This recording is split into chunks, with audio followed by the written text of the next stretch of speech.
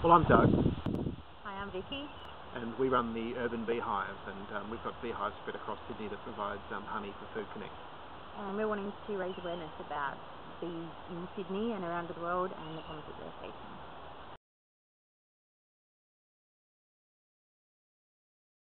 The hives are located all over the place in completely different environments. Little patches. Yeah. So we've got the city, the inner west, Bondi. Yeah, Bondi, Lane Cove. Or there's somewhere that's a good location for putting a hive that's close to a lot of things that are going to flower.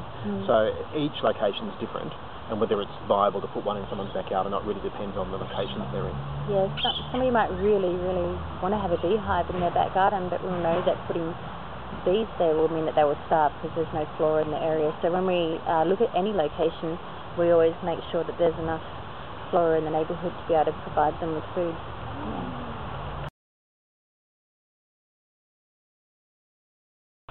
Well, it's all plants and flowers. So anything that produces pollen or nectar, the bees will forage from. All of the eucalypts are great for producing honey because they produce a lot of nectar. But they do like things that are purple.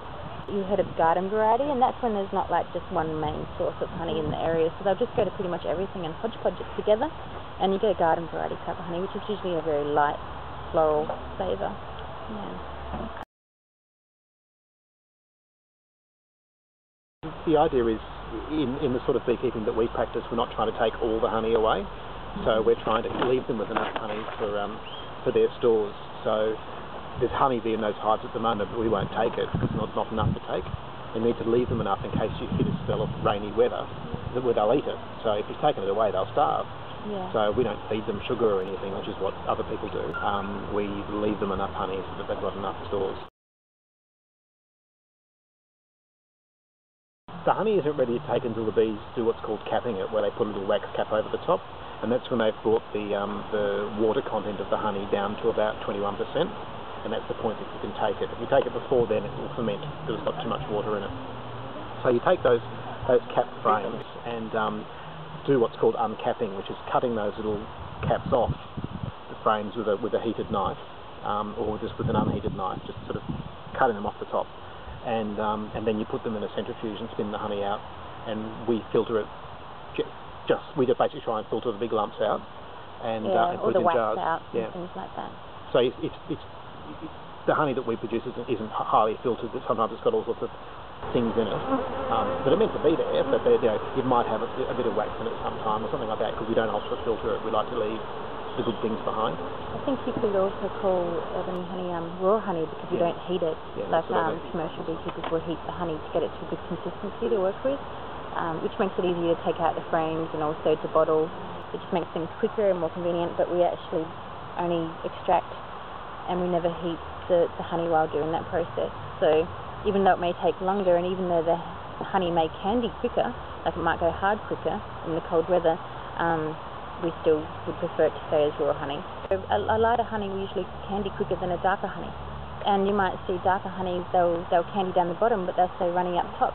So each honey's got its own unique composition. And because we don't blend them, because we don't heat treat the honey, you will see candies. And it's quite easy. Like, it doesn't mean that the honey is spoiled or anything like that.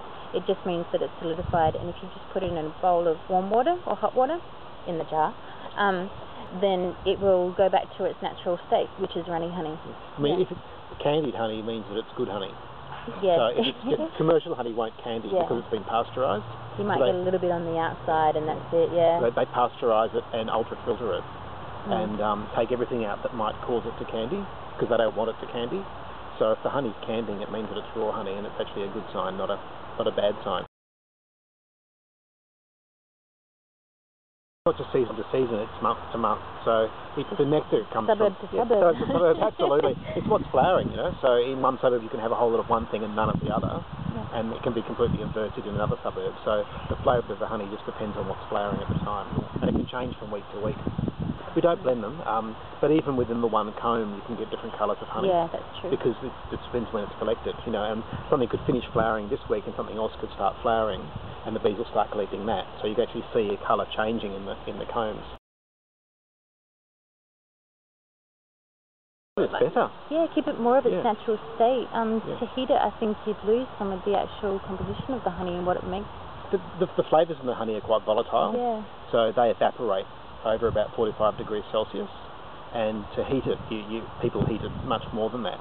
So you're actually evaporating flavour out of the honey. The esters evaporate very quickly. So not heating it means all the flavour's there. So buy lots of local honey. And plant lots of flowers in your garden for the bees.